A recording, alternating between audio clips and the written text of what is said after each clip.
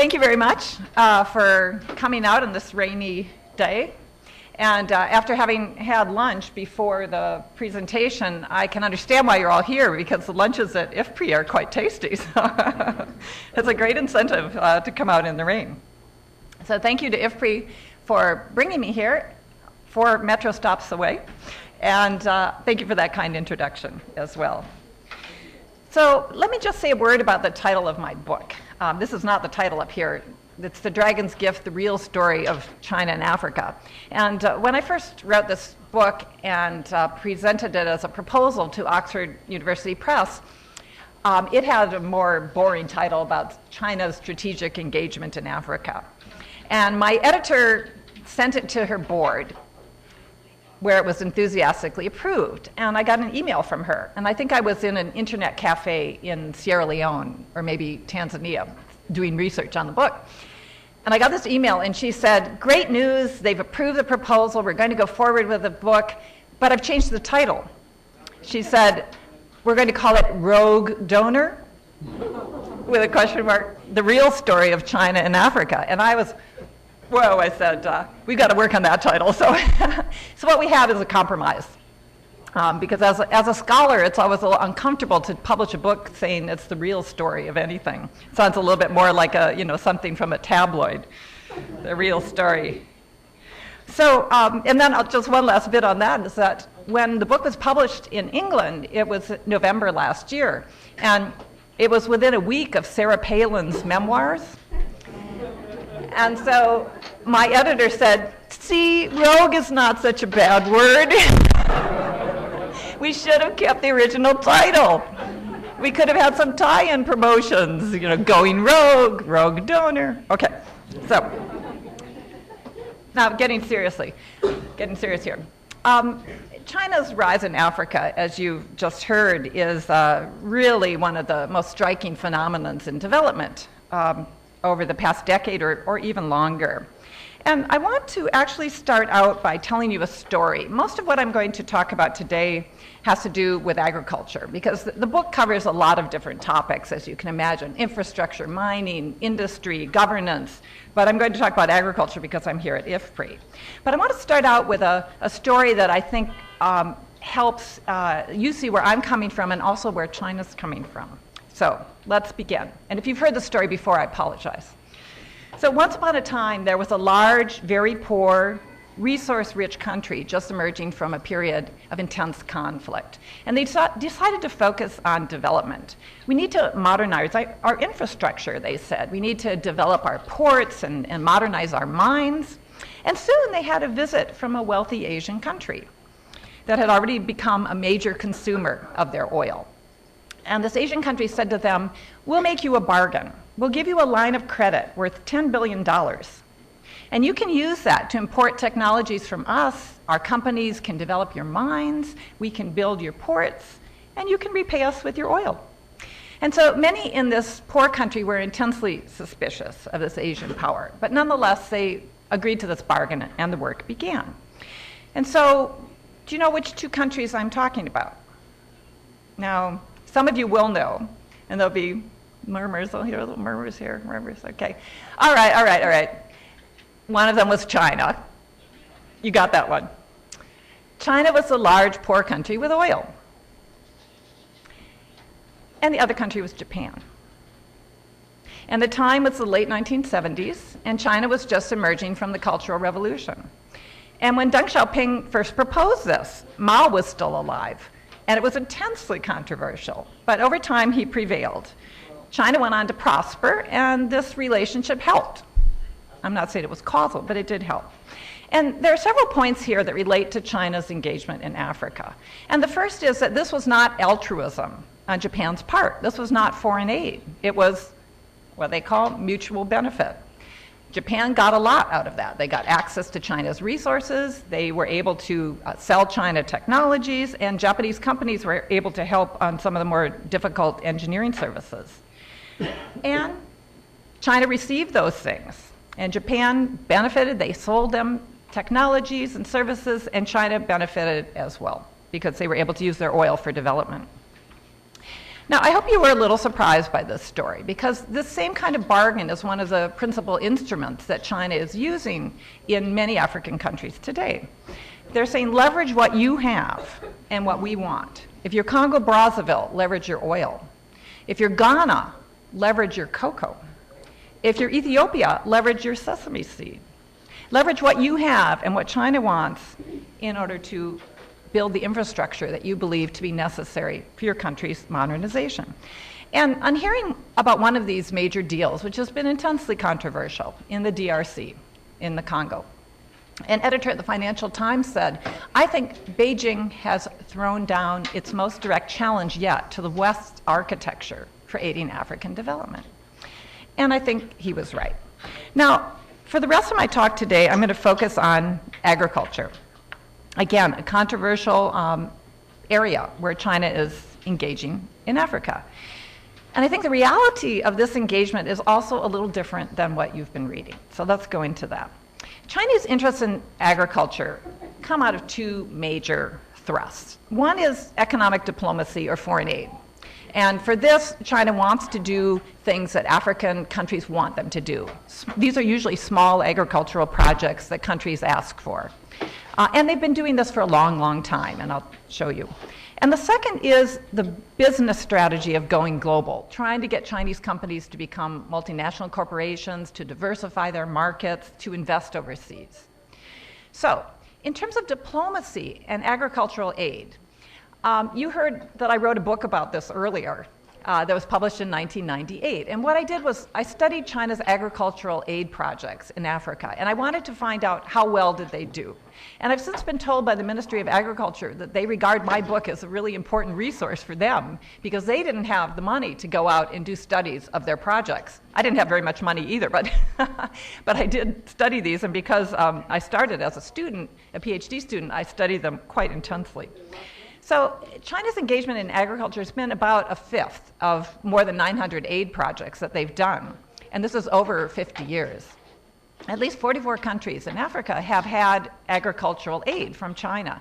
They've built more than 90 farms, 48,000 hectares altogether, 10,000 agricultural technicians, etc.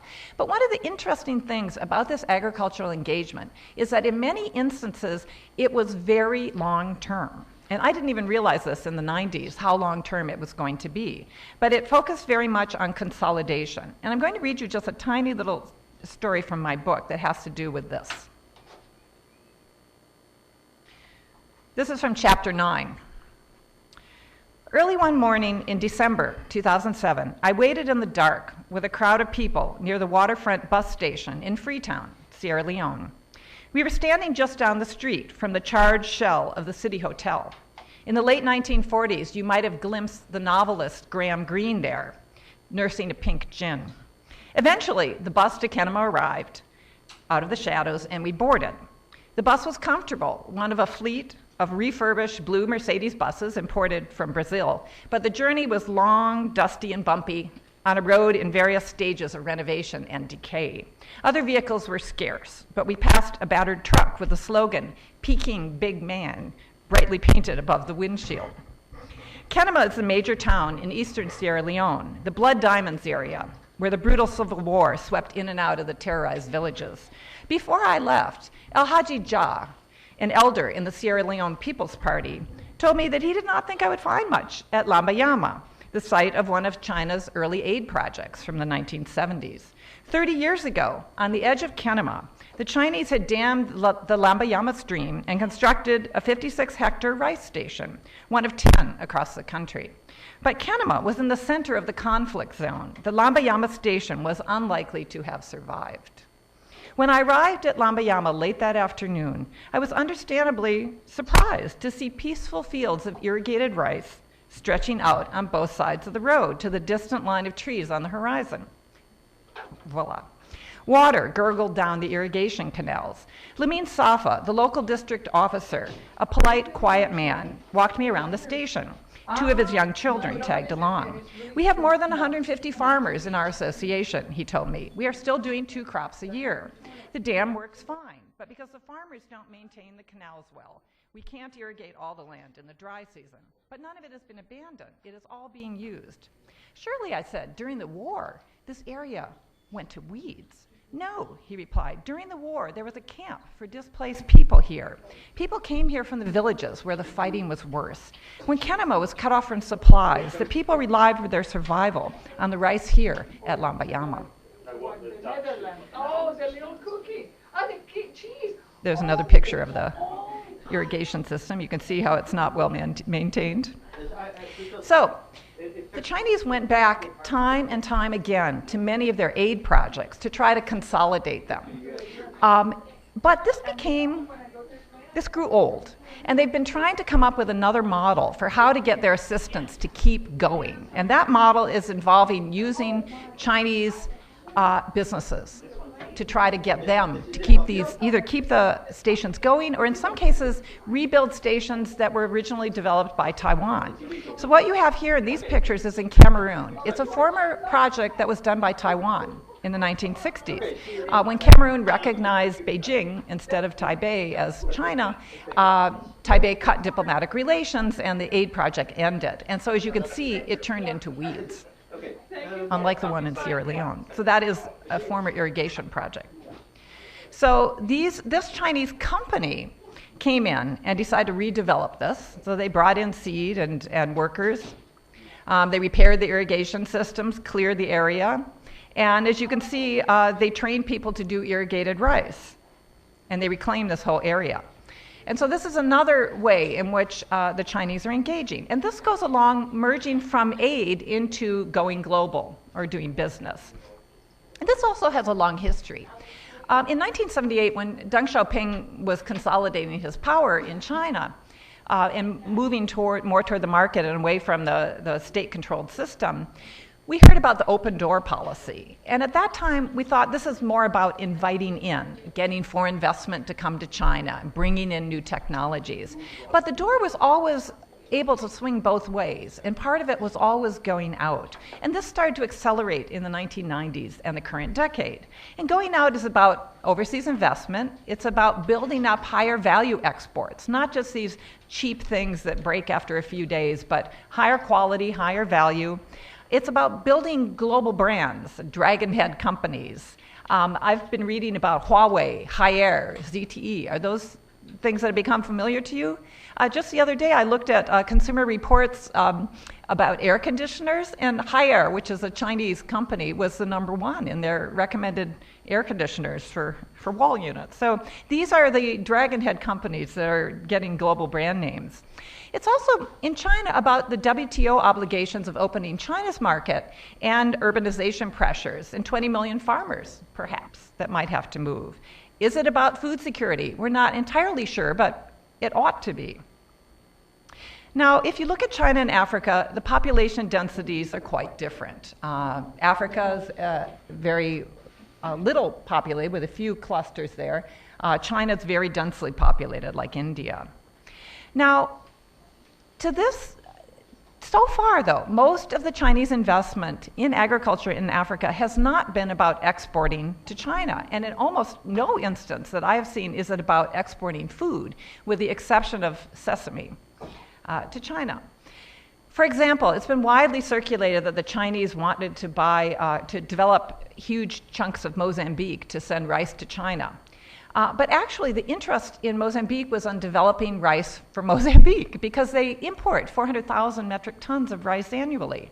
In Zambia, they're developing maize, wheat, poultry for local sale. In a lot of countries, Chinese farmers are setting up vegetable farms and marketing vegetables locally. The single large project that I've been able to document that actually exists is a concession in the DRC for a very large oil palm or biofuel plantation. Now, this, as far as I know, only 250 hectares have actually been developed as a pilot project for that concession. But the concession itself is anywhere from 100,000 to maybe 300,000 hectares, which is a lot less than you read in the media. In Sierra Leone, there were sugar exports to Europe. This was from an aid project I discuss in the book. And in Senegal and Ethiopia, sesame for export to China. So these are the projects that we can actually document. And on my blog, ChinaAfricaRealStory.com, you can see more on a lot of these stories. Now, over the last few years, we've seen a food crisis and a rise in prices around the world. Now, what impact has this had on Chinese business decisions regarding Africa? Now, as I mentioned before, the interest in rice everywhere I've seen Chinese companies is not to supply China, which doesn't look economic, but it's to supply Africa, where there's a big market. African rice imports rose from 4.2 billion to 10.4 billion over this period. This is a very large market.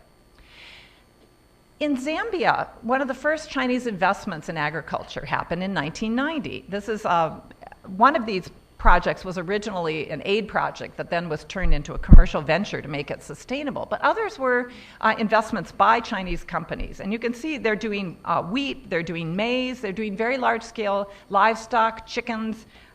These are big investments, but none of them is more than like 8,000 hectares. It's not enormous. In Sierra Leone, I visited the Magbas sugar complex. This was an aid project that then was turned into a lease project that then was turned into a totally private project. And it's now a private Chinese company that runs this sugar project in Sierra Leone.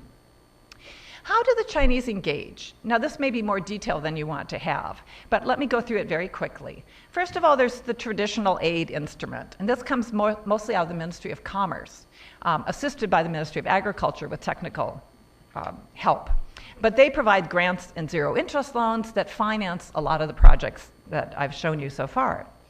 But China Exim Bank also has a lot of resources that are available, and they pledged between 2007 to 2009 about $20 billion in mostly non-concessional money. There's China Development Bank, which has given a loan to Angola to develop its agriculture. This is just over $1 billion.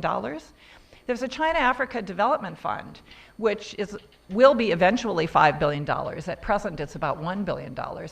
This is not just for agriculture, as you may have read in the Atlantic Monthly in a recent article by Howard French, but this is for all sectors. It could be manufacturing, it could be infrastructure, power development. There's a South-South cooperation project with the FAO, and under this, China sent 500 experts to Nigeria, and other parts of Africa have also received Chinese agricultural experts. And then finally, there's duty-free entry into China for a number of different commodities, and some of these are agricultural, sesame and so on. So all of these things could be used for agriculture, but most are not exclusive to agriculture, but many other things. So what about these? There is one particular instrument, I think, that comes out of Chinese experimentation with how to make their aid projects sustainable. And the experiment that's going on is to get Chinese businesses involved, so that they have an incentive to continue the project. So if you have an agricultural demonstration center, the Chinese business will also have a product that it sells. For example, it could be hybrid rice, or it could be agricultural machinery, or it could be tools of some kind that will then cross-subsidize the agricultural demonstration center. And it's an interesting model because the first 3 years of these centers are funded under the foreign aid program. And then the company has to agree to run the center for at least 5 years after that. And during that time, they're supposed to be able to make it sustainable or profitable. It's an experiment.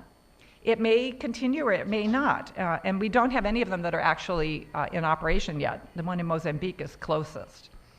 And so each of these is operated by a Chinese company or an agricultural institute. It could be a seed company or an agricultural machinery institute or universities. There are other experiments going on as well. In Tanzania, there's a rice experiment using outgrowers. In Zimbabwe, 2 Chinese companies are using Zimbabwean farmers to grow tobacco in an outgrower scheme. But when I was in Sierra Leone, I asked the Chinese company there about doing outgrowers with the sugar project, and they said that it was too much work to train all the farmers, get them up to the level of skill necessary. That's something that maybe there could be partnerships with Chinese companies to do that end of it. There are also debt equity swaps. I was recently in Mali with Shungun Fan. Neither of us went to the field trip, but there was a field trip to the Segu sugar project in Mali, which is now being run on a profit It's a joint venture with the Malian government. That became what the Malians owed the Chinese for the loan to develop that as an aid project, then was turned into their equity on the project. Now it's a commercial venture. The same thing happened in Togo and Madagascar. Now, what kind of impact is this likely to have on the MDGs, the Millennium Development Goals, Chinese engagement in agriculture? First of all, food access will be increased, most likely, because production will expand, and there will be more jobs, so this will help on employment. But at the same time, if land is given over to outside investors, there's always the risk of displacement and resettlement and compensation for local people. And these are very serious concerns. And so far, Chinese investors have shown almost no interest in this aspect of their investment. They basically expect the local government to do it all. That's part of the contract usually. And local governments are often not very good at doing this. There's also competition with local farmers when Chinese are selling in the same markets, and that's a concern that some people have expressed to me. Finally, there are cultural conflicts. For example, when I did my original research in the Gambia, I saw that the Chinese were interacting mostly with men. But in the Gambia, the rice farmers are women.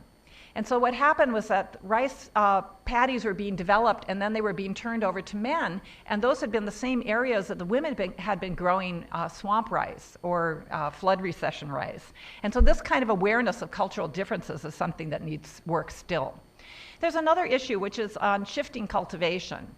In many parts of Africa, fallow systems are in place, and shifting, we have agriculture that moves around from spot to spot, and the same area becomes depleted quickly, and so you have to let it go fallow so that the fertility can be regained. And so you may think as you're driving down a road in a place in Central Africa that nobody's using this land, and I remember one Chinese official said to me, he said, "Land everywhere, no one using it."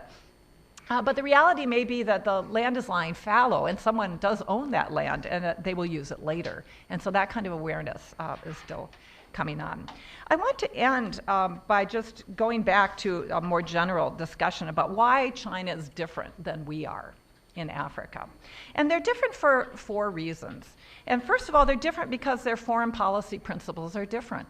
They look at engagement between countries, between China and other countries, as something that should be done on mutual benefit basis.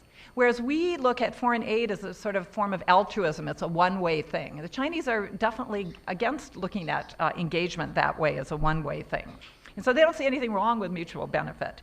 They also have non-interference as a core policy of their foreign policy. That's very different from us. We think that we should interfere, and often for very good reason. We have Wilsonian principles in our foreign policy and the Monroe Doctrine. So there are a lot of things we have that are different from the Chinese. But the second thing is that their core ideas about development are derived from China's own experience as a developing country. And they're pretty simple. For example, they focus on infrastructure. They say, 要想富先修路, which is, if you want to become wealthy, first build a road. And so this is music to the ears of people in Africa.